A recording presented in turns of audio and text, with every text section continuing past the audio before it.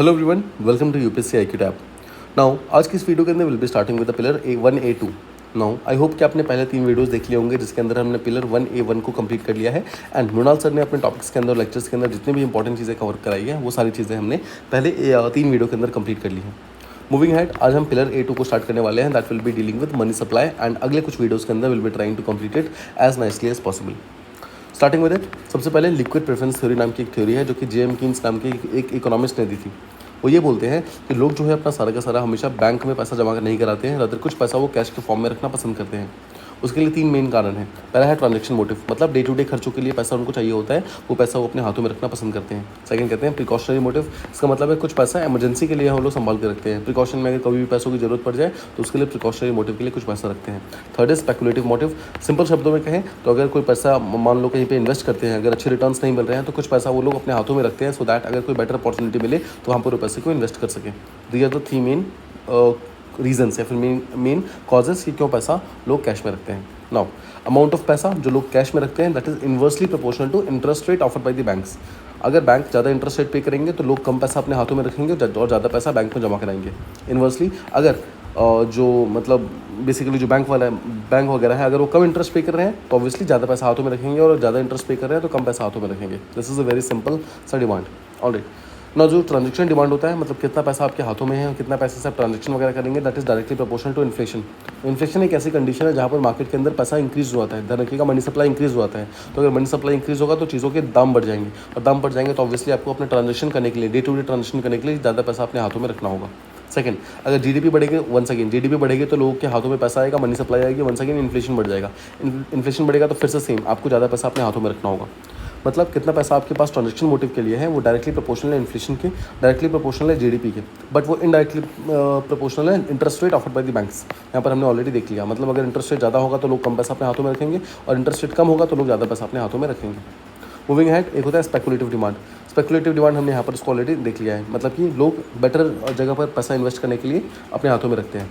ये भी inversely proportional होता है बैंक डिपॉजिट इंटरेस्ट रेट से। वंस अगेन, बैंक अगर ज़्यादा इंटरेस्ट रेट ऑफर कर रही है तो लोग कम पैसा अपने हाथों में रखेंगे, अगर बैंक कम इंटरेस्ट रेट ऑफर कर रही है तो लोग ऑटोमेटिकली ज़्यादा पैसा अपने हाथों में रखेंगे। तो टोटल डिमांड की बात करें, मनी का टोटल डिमांड क्या है, ध्यान रखिएगा। ये देखो, ट्रांजैक्शन मोटिव प्लस साथ में स्पेकुलेटिव मोटिव, ये दोनों मिला करके टोटल डिमांड बनता है। प्रिकॉशनरी मोटिव क्यों नहीं है? The simple answer is because NCERT के अंदर सिंपली मेंशन्ड है, दिस इज द इक्वेशन, तो आपको ये इक्वेशन याद रखनी है। तो total demand for money is equal to transaction plus speculative motive. Moving ahead, bank के पास जो पैसा जमा कराते हैं वो 2 फॉर्म में हो सकता है, या तो उसे आप टाइम लायबिलिटी कहते हैं या फिर वो डिमांड लायबिलिटी होती है। लायबिलिटी का समझो, सबसे पहले से लायबिलिटी किसके लिए होती है? It is liability for the bank. ध्यान रखिएगा, जो कस्टमर होते हैं उनके लिए लायबिलिटी नहीं होती है, उनके लिए वो एसेट होता है। जो आप बैंक में पैसा जमा कराएंगे वो आपके लिए एसेट है, बट वो बैंक के लिए लायबिलिटी होती है। इसलिए बैंक की 2 टाइप की लायबिलिटी होती है, एक को बोलते हैं टाइम लायबिलिटी, एक को बोलते हैं डिमांड लायबिलिटी। पहले नाम से समझो, टाइम लायबिलिटी का मतलब है कि बैंक आपको एक पर्टिकुलर टाइम के बाद ही वो पैसा वापस करेगा। डिमांड लायबिलिटी का मतलब है बैंक आपकी डिमांड के ऊपर वो पैसा आपको वापस कर देगा, मतलब जब भी आप डिमांड करोगे आप पैसा निकाल सकते हो। पहले समझते हैं टाइम लायबिलिटी। टाइम लायबिलिटी का सिंपल सा एग्जांपल है एफडीआरडी, मतलब कि फिक्स डिपॉजिट या फिर रिकरिंग डिपॉजिट्स। इसके अलावा क्यूमुलेटिव डिपॉजिट्स होते हैं, स्टाफ सिक्योरिटी डिपॉजिट्स होते हैं। ये सब ऐसे डिपॉजिट होते हैं जो आप जब पैसा जमा कराते हैं तो आपको एक पर्टिकुलर टाइम के बाद इन पैसों को वापस करना होता है। देखो, लीगली बैंक आपको पैसा वापस नहीं करेगा जब तक उस पैसों की मैच्योरिटी कंप्लीट नहीं हो जाती। मान लो अगर आपने एफडी करवाई है 1 साल के लिए तो आपको 1 साल के बाद ही पैसा वापस मिलेगा। अगर आप जल्दी पैसा निकालते हो तो आपको कुछ ना कुछ पेनल्टी पे करनी पड़ेगी, ठीक है। दिस इज सिंपल सा कंसेप्ट। अब देखो, जब भी आप एफडी आरडी करवाते हो तो आपको साथ में बैंक एक सर्टिफिकेट देता है, सर्टिफिकेट ऑफ प्रूफ देता है कि आपने सच में यहाँ पर इस पर्टिकुलर बैंक के अंदर इतने रुपए की आरडी करवाई है। नाउ बिकॉज वो पैसा आपका ही है तो आप उस पर्टिकुलर, और देखो टेक्निकली वो पैसा आपका है बट वो बैंक के पास जमा है, तो आप वो जो सर्टिफिकेट है उसको आप एक कोलेटरल की तरह भी इस्तेमाल कर सकते हैं, और उसको कोलेटरल की तरह इस्तेमाल करके उस एफडी आरडी के सर्टिफिकेट के बदले में लोन भी ले सकते हैं अगर आपको पैसों की अचानक से ज़रूरत पड़ती है, रिक्वायरमेंट होती है तो, ठीक है। I hope this is clear.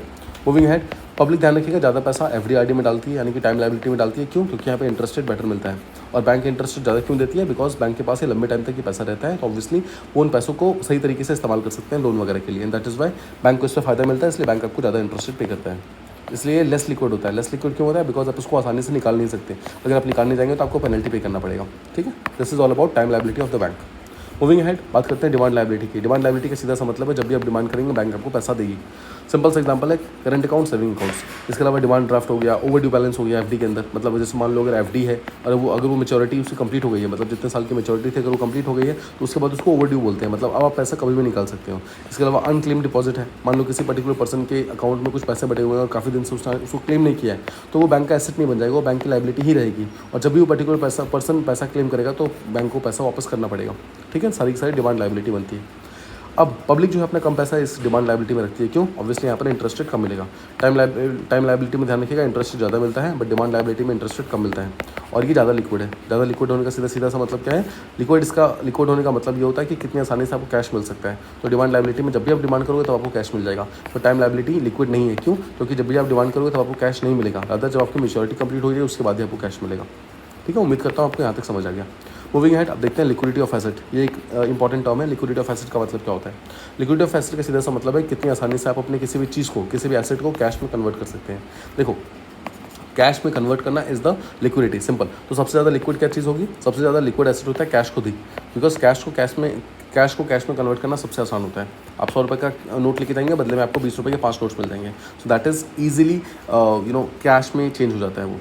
Alright, highly liquid assets कौन कौन से होते हैं? ध्यान रखो, देखो गोल्ड को आप लेके जाओगे आसानी से वो बिक जाएगा मार्केट के अंदर। डिमांड ड्राफ्ट, हमने ऑलरेडी डिमांड ड्राफ्ट को पिछली वीडियो के अंदर कंप्लीट कर लिया है। गवर्नमेंट सिक्योरिटी या फिर ट्रेजरी बिल्स हो गए, शेयर्स हो गए, बॉन्ड्स हो गए, जो रेप्यूटेड कंपनीज के शेयर बॉन्ड्स हैं, ये सब क्या होते हैं? ये सब लिक्विडिटी मतलब हाईली लिक्विड होते हैं। ये आप कभी मार्केट में लेके जाएंगे आसानी से आपकी चीज़ें बिक जाएंगी। अब इलिक्विड एसेट्स कौन कौन से होते हैं? ध्यान रखिएगा, कंप्लीट इलिक्विड एसेट कोई भी नहीं होता है, मतलब सबका कोई ना कोई प्राइस तो जरूर होता है, बट रिलेटिवली इलिक्विड एसेट्स कौन कौन से? जिसको बेचने में आपको टाइम लगता है, जो आप आसानी से आपको पैसा नहीं देता है। तो जैसे आपका कोई होम है, कोई घर है, अगर आप उसको बेचने जाएंगे तो ऐसा नहीं है कि आप आज ही बेचने निकलेंगे और आज शाम तक बिक जाएगा, ऐसा नहीं होगा। लंबा टाइम लगता है उसको बिकने में, right? Real estate, painting, sculptures, इन सबको बिकने में आपको टाइम लगता है। तो इसका जो पैसा आता है वो आपको कुछ टाइम के बाद आता है, इसलिए इसको इलिक्विड एसेट बोला जाता है, रिलेटिवली इलिक्विड। ठीक है, ध्यान रखिएगा। ये डिफरेंट क्यों है? क्योंकि ऑब्वियसली इसमें बायर्स जो है ढूंढने इतने आसान नहीं है। बायर्स को ढूंढने के लिए आपको बहुत ज़्यादा मेहनत करनी पड़ती है। Alright, moving head, liquidity injection नाम का एक टर्म है। लिक्विडिटी इंजेक्शन, देखो नाम से पता चल रहा है आरबीआई क्या कर रहा है? इंजेक्शन दे रहा है किस चीज़ की? लिक्विडिटी की, मतलब कुछ पैसा मार्केट में डाल रहा है। तो देखो आरबीआई क्या करेगा? बैंक का, एनबीएफसी का, किसी का भी गवर्नमेंट सिक्योरिटी खरीद लेगा और गवर्नमेंट सिक्योरिटी खरीद के बदले में कैश दे देगा। कैश देगा तो क्या होगा? मार्केट में ऑटोमेटिकली पैसा पहुंच जाएगा। और अगर पैसा जाएगा तो ऑटोमेटिकली क्या होगा? और जो चीज़ें अफोर्डेबल नहीं है वो चीज़ें अफोर्डेबल होनी शुरू हो जाएंगी। सिंपल शब्दों में बोलूँ कि अगर आरबीआई लिक्विडिटी इंजेक्शन करता है मार्केट के अंदर, तो ऐसी चीज़ें जो कि इलिक्विड एसेट है वो भी लिक्विड बन जाती हैं। क्यों? फॉर एग्जाम्पल देख लो, मान लो अगर आप हो, इफ़ इट इज़ यू, ठीक है, और आपको अगर 50 लाख का कोई घर खरीदना है, बट आपके पास सिर्फ 30 लाख रुपए हैं और 20 लाख आपके पास नहीं है, 20 लाख का शॉर्टेज है आपके पास, ठीक है। और अगर आप 20 लाख और लेना चाहते हो तो आप बैंक के पास लोन लेने जा रहे हो, बट बैंक आपको हाई इंटरेस्ट रेट दे रहा है बिकॉज उसके पास भी कम पैसे है लोन के लिए। अब मान लो अगर आरबीआई मार्केट के अंदर पैसा डालती है तो बैंक के पास भी पैसा है कुछ, मान लो उसके पास 20 लाख रुपए एक्स्ट्रा है। अब बैंक चाहेगा कि 20 लाख रुपए उसका लोन में निकल जाए, सो दैट उसके पास कुछ ना कुछ इंटरेस्ट आना स्टार्ट हो जाए। आपको भी 20 लाख चाहिए तो ऑटोमेटिकली आपको क्या करेगा? वो पर्टिकुलर बैंक जो है कम या फिर सस्ते दर पे आपको लोन दे देगा। सो ऑटोमेटिकली क्या होगा? जो घर खरीदने का जो आपका हाईली इलिक्विड एसेट था वो आपका इजीली लिक्विड हो जाएगा और आप आसानी से घर को खरीद पाएंगे। ठीक है, सो ध्यान रखिएगा, लिक्विडिटी इंजेक्शन से क्या होता है? आरबीआई जब भी लिक्विडिटी इंजेक्शन करती है मार्केट में तो उससे जो हाईली इलिक्विड एसेट होता है वो भी यहाँ पर काफ़ी ज़्यादा लिक्विड बन जाता है। Alright, moving ahead, money supply. देखो मनी सप्लाई को मेजर करना अलग अलग तरीके से, that is the main M of RBI. Simple शब्दों में बताओ कि टोटल अमाउंट ऑफ मनी कितना है जो कि अभी इकोनॉमी में सर्कुलेशन में चल रहा है at any point of time, उसको बोलते हैं कि मनी सप्लाई कितना है।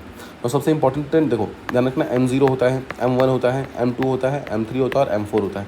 ये 5 मनी सप्लाई के मेन यहाँ पर मैट्रिक्स होते हैं। सबसे इंपॉर्टेंट इसमें से M3 होता है। M3 को सीधे शब्दों में एग्रीगेट मनी सप्लाई बोलते हैं। ये आरबीआई के लिए एक इंडिकेटर का काम करता है कि राइट नाउ टोटल जो हमारी इकॉनमी है उसमें कितना पैसा चल रहा है। नाउ देखो M3 हमने देख लिया। इसके अलावा एक चीज़ समझना है, M1 M2 को हम नैरो मनी बोलते हैं, नैरो मनी, और M3 और M4 को हम ब्रॉड मनी बोलते हैं। Just remember, M1 M2 is narrow money, जो पहले दो हैं वो नैरो मनी है, अगले दो जो है M3 M4 वो सब ब्रॉड मनी है। नाउ M0 को हम थोड़ी देर में देखेंगे, फिलहाल के लिए M1 M2 M3 M4 को देखते हैं। देखो ध्यान रखना, जब भी हम मनी सप्लाई को कैलकुलेट करते हैं, यानी कि M1 से लेकर M4 के बीच में कुछ भी कैलकुलेट करते हैं, तो उस टाइम हम सिर्फ और सिर्फ net time and demand liability को हम यहाँ पर जो है काउंट करते हैं, एंटायर पैसे को काउंट नहीं करते हैं। सिंपल शब्दों में बोलूँ कि वो सारे का सारा पैसा जो बैंक के अंदर पब्लिक का रखा हुआ है, मतलब पब्लिक का जो पैसा बैंक के अंदर रखा है उसको हम काउंट करते हैं। बट मान लो अगर एक बैंक में दूसरे बैंक के अंदर कोई अपना पैसा रखा हुआ है उसको हम यहाँ पर काउंट नहीं करते हैं। मान लो अगर HDFC SBI के अंदर कुछ पैसा रखती है तो उसको हम काउंट नहीं करेंगे, ज़्यादा सिर्फ वो पैसा जो पब्लिक ने SBI के अंदर रखा है सिर्फ हम उसको काउंट करेंगे। ये काफ़ी इंपॉर्टेंट है, this can be asked in the examination, ध्यान रखिएगा इस चीज़ को। ठीक है, मूविंग अहेड, यहाँ पर सबसे इंपॉर्टेंट कंसेप्ट जो आता है, जो एग्जामिनेशन के अंदर पूछा जाता है, that is about M1 M2 M3 M4। सो इसको याद करने का हम सिंपल सा ट्रिक समझते हैं and you will be very very easily आप इसको याद कर सकते हैं। देखो ध्यान रखो, ये टेबल है, टेबल में एक तरफ क्या है, कॉइन्स एंड करेंसी, देन है बैंक का डिमांड ड्राफ्ट, बैंक का है डिमांड लाइबिलिटी, फिर है बैंक का टाइम लाइबिलिटी, देन है पोस्ट ऑफिस का डिमांड लाइबिलिटी, देन है पोस्ट ऑफिस का टाइम लाइबिलिटी, ठीक है। और यहाँ पर कॉइन्स एंड करेंसी है, ध्यान रखना कॉइन्स एंड करेंसी सब में होता है, M1 M2 M3 M4 सब में कॉइन्स एंड करेंसी होगा ही होगा।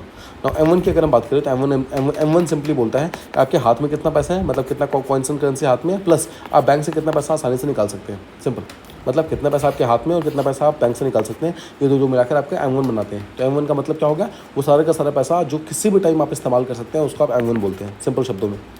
M2 की बात करें तो M2 में देखो कॉइन्स एंड करेंसी जो आपके हाथ में है पहली चीज़, तो उसके अलावा बैंक के पास कितना पैसा आपने रखा है जो आप कभी भी निकाल सकते हैं, डिमांड लाइबिलिटी है, और पोस्ट ऑफिस में कितना पैसा आपने रखा है जो आप कभी भी निकाल सकते हैं, वो सारा का सारा पैसा M2 कहलाता है। तो M2 की बात करें तो वंस अगेन M1 का ही एक बड़ा भाई है M2, मतलब वो सारा का सारा पैसा जो आपके पास एट डिस्पोजल है किसी भी टाइम इस्तेमाल करने के लिए, उसको आप सिंपल शब्दों में M2 बोलेंगे। मतलब जितना पैसा हाथ में है, जितना पैसा बैंक में आप कभी भी निकाल सकते हैं, यानी कि डिमांड लाइबिलिटी है, और जितना पैसा आप पोस्ट ऑफिस में कभी भी निकाल सकते हैं, इन सबको आप M2 बोलते हैं। नाउ M3 का मतलब क्या है, M3 देखो, M3 का सीधा सा मतलब है बैंक का सारा पैसा, बैंक का सारा पैसा मतलब कि कॉइन्स एंड करेंसी जो आपके हाथ में है, फिर बैंक की कितनी डिमांड लाइबिलिटी है आपके पास और कितनी बैंक का टाइम लाइबिलिटी है, ये तीन चीज़ें मिलकर बनाती है M3। ध्यान रखना M3 के अंदर पोस्ट ऑफिस बिल्कुल भी नहीं होता है। और M4 की बात करें, M4 में सब कुछ होता है, इसमें कॉइन्स करेंसी भी होता है, बैंक का डिमांड डिपॉजिट भी होता है, बैंक का टाइम डिपॉजिट भी होता है, पोस्ट ऑफिस का डिमांड डिपॉजिट भी होता है, और पोस्ट ऑफिस का टाइम डिपॉजिट भी होता है। ये चार चीज़ें यहाँ पर काफ़ी ज़्यादा इंपॉर्टेंट है। This can be directly asked in the examination कि भाई M2 का फॉर्मूला बताओ, M3 का फॉर्मूला बताओ, M4 का फॉर्मूला बताओ, ठीक है। सिंपली पूछ सकते हैं कि M3 में इसके अंदर क्या क्या होता है, क्या क्या नहीं होता है। ध्यान रखिएगा M3 में ओनली बैंक्स, M4 में सब कुछ, M2 में सिर्फ और सिर्फ ऐसे पैसे जो कि आप कभी भी निकाल सकते हो, और M1 के अंदर इतना पैसा जो आपके पास at disposal at any time present है ऑलरेडी। अगर आप M4 की बात करो तो सिंपल देखो, M3 में क्या होता है, देखो M3 में पूरा का पूरा बैंक है, right, coins and currency plus सारा का सारा बैंक, ये सारा का सारा M3 है। इसी में अगर हम पोस्ट ऑफिस को जोड़ दें तो ये बन जाता है M4। तो M4 का मतलब क्या हो गया, M3 प्लस पोस्ट ऑफिस में जो टोटल सेविंग्स है, भले वो डिमांड डिपॉजिट की सेविंग्स हो या फिर टाइम लाइबिलिटी की सेविंग हो, दोनों मिला करके ये सब बनाता है M4। M4 के अंदर एक चीज़ नहीं होती है, पोस्ट ऑफिस के अंदर ध्यान रखना एक नेशनल सेविंग सर्टिफिकेट नाम की एक चीज़ होती है, बट नेशनल सेविंग सर्टिफिकेट को हम यहाँ पर काउंट नहीं करते, M4 के अंदर मनी सप्लाई के अंदर काउंट नहीं करते हैं। Just remember, national saving certificate जो सेव करने वाला सर्टिफिकेट है, इसको हम काउंट नहीं करते हैं, सिंपल शब्दों में इसको याद रखिएगा। ऑलराइट, अगर आप कंपेयर करो, देखो यहाँ पर बैंक का जो डिमांड डिपॉजिट है, जो डिमांड लाइबिलिटी है वो यहाँ पर M2 में है, और पोस्ट ऑफिस का भी डिमांड लाइबिलिटी यहाँ पर M4 में है। नाउ M2 में बात करें तो बैंक और पोस्ट ऑफिस दोनों की डिमांड लाइबिलिटीज प्रेजेंट है। तो अगर आपसे क्वेश्चन पूछा जाए कि बैंक और पोस्ट ऑफिस जब दोनों में ही डिमांड लाइबिलिटी है, तो दोनों में से ज़्यादा लिक्विड कौन होगा, क्या बैंक से आप आसानी से पैसा निकाल सकते हैं या फिर पोस्ट ऑफिस से? द आंसर इज बैंक से। ध्यान रखिएगा, bank is more liquid as compare to post office, या फिर पोस्ट ऑफिस जो है it is less liquid as compare to bank, ठीक है। उम्मीद करता हूँ this is clear. Moving ahead, देखो ध्यान रखना, if people take more loans, अगर लोन ज़्यादा लेंगे ज़्यादा तो क्या होगा, M3 इंक्रीज होगा। क्यों, देखो अगर लोग ज़्यादा लोन लेंगे तो पैसा कहाँ जाएगा, यहाँ पर जाएगा। देखो यहाँ पर बैंक के डिमांड डिपॉजिट से पैसा ऑटोमेटिकली आपके हाथों में जाएगा, तो ऑटोमेटिकली M3 इंक्रीज होना स्टार्ट हो जाएगा। अगर ऑब्वियसली लोग कम लोन्स लेंगे तो M3 इंक्रीज नहीं होगा। नेक्स्ट, अगर पीपल डिपॉजिट ही नहीं कराएंगे मनी को बैंक के अंदर, मान लो अगर लोगों ने पैसा अपने हाथों में रखा हुआ है बट हाथ में उन्होंने बैंक में जमा नहीं कराया है, तो क्या होगा, M3 यहाँ पर ग्रो नहीं करेगा, बिकॉज M3 का देखो मतलब ये है कि बैंक में कितना पैसा आप जमा कराते हो, भले FD के अंदर या फिर डिमांड लाइबिलिटी के अंदर। अगर आप जमा नहीं कराओगे तो ऑब्वियसली M3 ग्रो नहीं करेगा, ठीक है, ध्यान रखने वाली बात है। ऑलराइट, मूविंग अहेड, बात करें बैंक और NBFC जो है दोनों ही पैसा लैंड भी कर सकते हैं, मतलब दे भी सकते हैं और बोरो भी कर सकते हैं आपस में एक दूसरे से, मतलब बैंक NBFC आपस में एक दूसरे को पैसा दे भी सकते हैं और उनसे पैसा लोन पे ले भी सकते हैं। इसके कुछ टर्म है, इंपॉर्टेंट टर्म्स है। पहला है कॉल मनी। कॉल मनी का सीधा सा मतलब होता है जब भी एक पर्टिकुलर बैंक दूसरे बैंक से पैसा लेता है एक दिन के लिए, मतलब एक दिन के लिए लेता है तो उसे कहते हैं कॉल मनी। अगर वही पैसा 2 दिन से लेकर के 14 दिन तक ले उसे कहते हैं नोटिस मनी, और वही पैसा अगर 14 दिन से ज़्यादा ले बट 1 साल से कम ले उसे कहते हैं term money. This is very important. Call money मतलब एक दिन के लिए, नोटिस पीरियड मतलब 1 से लेकर के 14 दिन तक के लिए, 2 से लेकर के 14 दिन के लिए, और टर्म मनी की बात करें तो 14 दिन से लेकर के 364 डेज तक के लिए, मतलब 1 साल कंप्लीट ना हो उतने दिनों के लिए। नाउ आई होप यहाँ तक आपको चीज़ें समझ आ गई हैं। मूविंग अहेड, अब हम बात करते हैं full reserve banking versus fractional reserve banking, दोनों में डिफरेंस क्या होता है। पहले समझते हैं फुल रिजर्व बैंकिंग। ना पहले आपने देख लिया कि बैंक के अंदर 2 टाइप के डिपॉजिट होते हैं, डिमांड लाइबिलिटीज़ और टाइम लाइबिलिटीज़। देखो टाइम लाइबिलिटी तो सिंपली बैंक क्यों लेता है, ताकि उसको लोन में दे सके। वो जो डिमांड लाइबिलिटी है, क्या हम डिमांड लाइबिलिटी को लोन में दे सकते हैं कि नहीं दे सकते हैं, यही सारा का सारा गेम है। देखो अगर जो डिमांड लाइबिलिटी है उसको अगर बैंक लोन में नहीं दे सके तो हम उसको बोलते हैं सिंपली कि वो फुल रिजर्व बैंकिंग है, मतलब पूरे का पूरा जो डिमांड लाइबिलिटी है उसको उसने रिजर्व में रखा हुआ है, मतलब फुल्ली रिजर्व रखा हुआ है, उसको लोन में आगे दे नहीं सकता। तो ऑब्वियसली अगर उस पर नहीं उसको अगर लोन पे नहीं दे रहा है, मतलब डिमांड डिपॉजिट को अगर लोन पे नहीं दे रहा है, तो ऑब्वियसली उस पर इंटरेस्ट भी पे नहीं करेगा बैंक, ध्यान रखिएगा, फुल रिजर्व बैंकिंग में बैंक जो है वो डिमांड लाइबिलिटी के किसी पैसे को लोन में नहीं दे सकता है। नहीं दे सकता है तो उसका मतलब है वो इंटरेस्ट रेट भी पे नहीं करेगा उसके ऊपर ऑब्वियसली, बिकॉज वो इंटरेस्ट रेट पे इसलिए करता है बिकॉज वो एक पार्टनर समझता है जिसने भी पैसा जमा किया है उसको। इसके अलावा बैंक जो है वो टाइम डिपॉजिट को ध्यान रखना लोन में दे सकता है, बट फुल रिजर्व बैंकिंग में डिमांड डिपॉजिट को लोन में नहीं दे सकता है। नाउ ध्यान रखना यहाँ पर जो फुल रिजर्व बैंकिंग है यहाँ पर बैंकर जो होती है वल्नरेबिलिटी बहुत कम होती है, मतलब यहाँ पैनिक रन्स वगैरह नहीं होते। पैनिक रन का मतलब क्या है, मान लो कि इससे अफवाह के कारण जो लोग हैं वो अपना पैसा निकाल के भागना स्टार्ट कर दे, उसे कहते हैं पैनिक रन्स। इससे आगे चक्कर हम पढ़ेंगे बैंक रन भी कहते हैं, बैंक रन।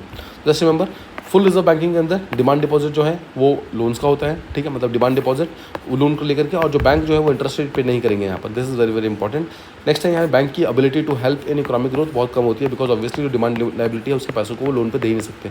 तो अगर पैसे लोन पे दे नहीं सकते तो ऑब्वियसली वो कैसे हेल्प कर पाएंगे।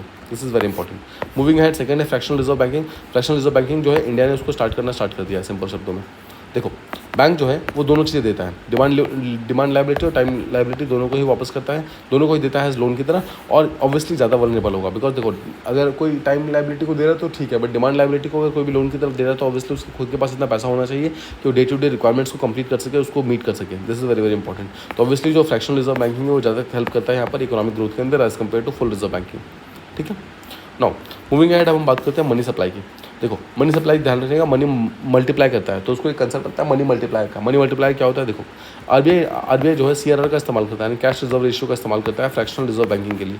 मतलब क्या करेगा, सीआरआर इंक्रीज करेगा तो ऑटोमेटिकली फ्रैक्शनल रिजर्व बैंकिंग जो है वो इंक्रीज होगी, और इस तरीके से, ठीक है। तो मनी मल्टीप्लाई करते हैं उसको। मनी मल्टीप्लाई का सीधा सा मतलब यह है कि कितना पैसा टोटल सब मिलाकर के बैंक में दिया गया है, उसी चीज़ को यहाँ पर कंट्रोल फ्रैक्शनल रिजर्व बैंकिंग कहते हैं, फ्रैक्शनल रिजर्व बैंकिंग। अब देखो, यहाँ पर एक मनी मल्टीप्लायर कंसेप्ट आता है, उसका फॉर्मूला होता है M3/M0। सो M3 तो आपने ऑलरेडी पढ़ लिया है, यानी कि वो सारे का सारा पैसा जो कॉइंस करेंसी के फॉर्मेट में है, बैंक के अंदर डिमांड डिपॉजिट है, डिमांड लाइबिलिटी के फॉर्म में है, प्लस बैंक के अंदर टाइम लाइबिलिटी के फॉर्म में है। इन सारी चीज़ों को यहाँ पर बैंक के अंदर यहाँ पर बोला जाता है, ठीक है, M3 बोला जाता है। उसी को अगर आप M0 से डिवाइड कर देंगे तो ऑटोमेटिकली आपका MM यानी कि मनी मल्टीप्लायर आ जाएगा। ना देखो, M3 की बात करें वो सीआरआर के ऊपर डिपेंडेंट होता है, ध्यान रखना। जैसे जैसे सीआरआर बढ़ेगा, यानी कि लोगों के पास मतलब बैंक के पास लोनेबल फंड ज़्यादा होंगे, लोगों के पास लोन जाएंगे तो ऑटोमेटिकली M3 बढ़ेगा। Just remember this thing, M3 जो है डायरेक्टली डिपेंडेंट होता है सीआरआर के ऊपर, और जो मनी मल्टीप्लायर होता है वो इन्वर्सली प्रोपोर्शनल होता है सीआरआर के। मतलब सीआरआर अगर बढ़ेगा तो मनी मल्टीप्लायर कम हो जाएगा, और अगर सीआरआर कम होगा तो MM जो है ऑटोमेटिकली इंक्रीज हो जाएगा। अब देखो, सीआरआर जितना कम होगा MM उतना ज़्यादा होगा, उल्टा है यहाँ पर। देखो, आई होप आप समझ पा रहे हो, और सीआरआर जितना ज़्यादा होगा MM उतना ही कम होगा यहाँ पर। This is very very important. अब एक कंसेप्ट आता है कि अगर मान लो सीआरआर को हमने बढ़ाकर 100% कर दिया तो MM ऑटोमेटिकली 1 हो जाएगा।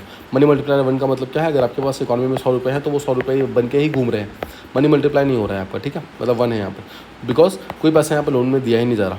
तो बोला जाता है कि जो सीआरआर है वो हमेशा 100% से कम होना चाहिए, सो दैट मनी मल्टीप्लायर जो है वो 1 से हमेशा ज़्यादा रह सके और उससे कम ना है। नाउ जितनी भी फंक्शनल इकॉनमी है उन सब में जो मनी मल्टीप्लायर है कभी भी 1 से नीचे नहीं आता, हमेशा उसके ऊपर ही रहता है। और मूविंग हैड, मनी मल्टीप्लायर की बात करें तो डायरेक्टली इंप्रूव करता है विद रिडक्शन इन सीआरआर कम करोगे तो ऑटोमेटिकली मनी मल्टीप्लायर जो है वो ऑटोमेटिकली उसका इंक्रीज हो जाएगा।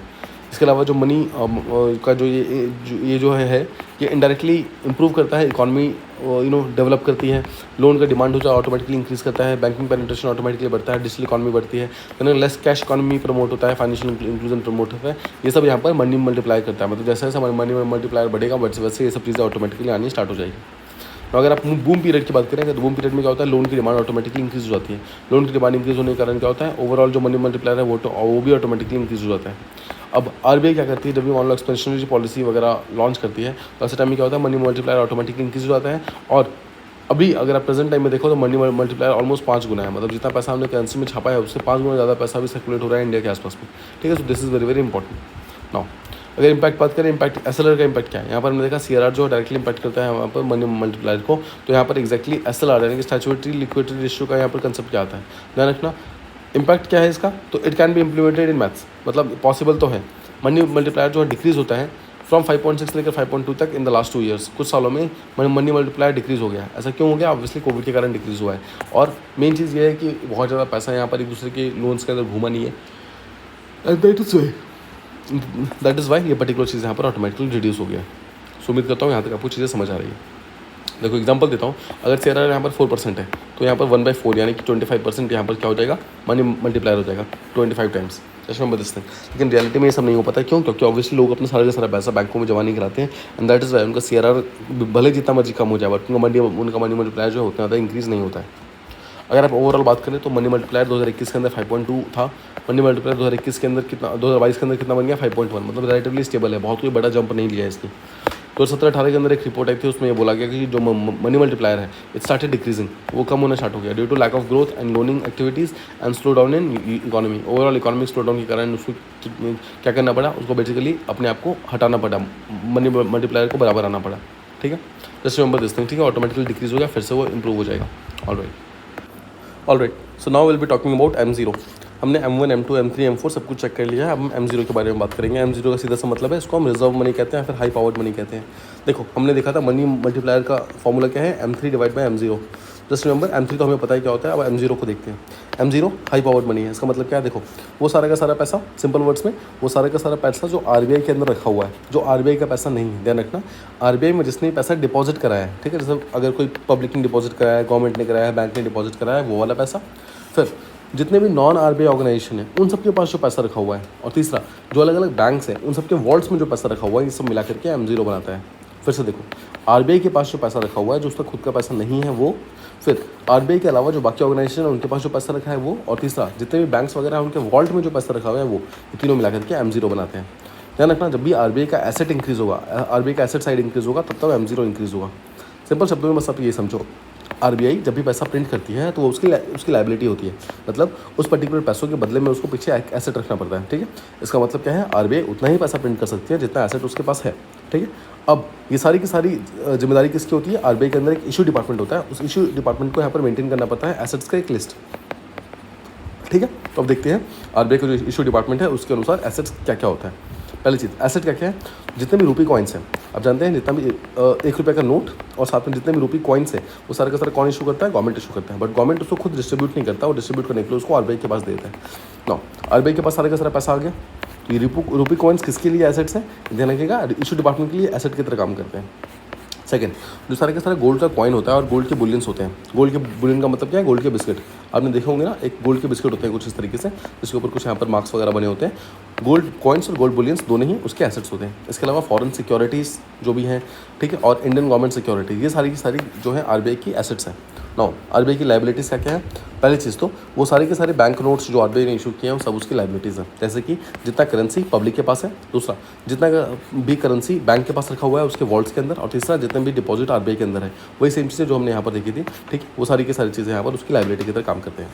तो यहाँ पर एक बहुत इंपॉर्टेंट कंसेप्ट आता है सिग्नेचरेज का। सिग्नेचरेज क्या होता है, देखो कॉइन्स की प्रोडक्शन करने में, नोट्स की प्रोडक्शन करने में जो भी जितना पैसा लगता है वो, और जितना उस कॉइन की फेस वैल्यू के ऊपर मेंशन है, दोनों के बीच जो डिफरेंस है ना उसको बोलते हैं सिग्नेचरेज।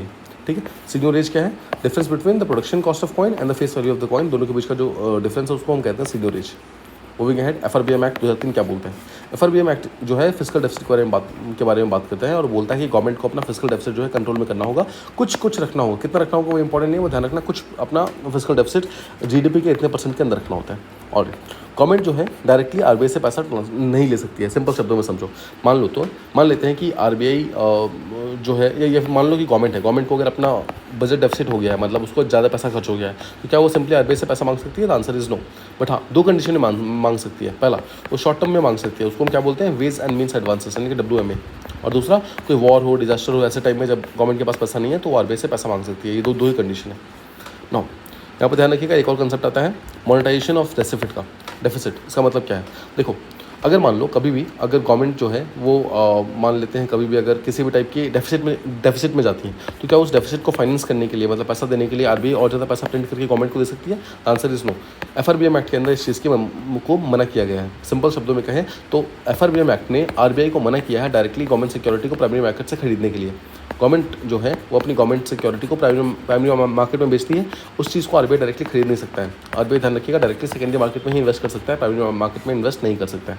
और कुछ और इंपॉर्टेंट चीज़ें हैं RBI का, देखो ध्यान रखना, जितने भी मान लो अगर ₹1 का नोट है, भले उसको गवर्नमेंट बनाती है, बट अगर वो फट जाए तो उसको बदलने की जिम्मेदारी किसकी होती है, RBI की। इसके अलावा अगर कॉइन्स कोई टूट जाए, भले कॉइन्स को गवर्नमेंट बनाती है, गवर्नमेंट इशू करती है, बट इसके अलावा इसकी रिस्पॉन्सिबिलिटी किसकी है, RBI की।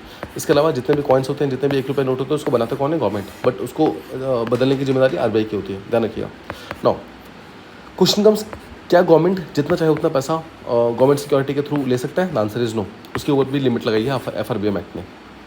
ऑलराइट, अब हम बात करते हैं ट्रेंड की।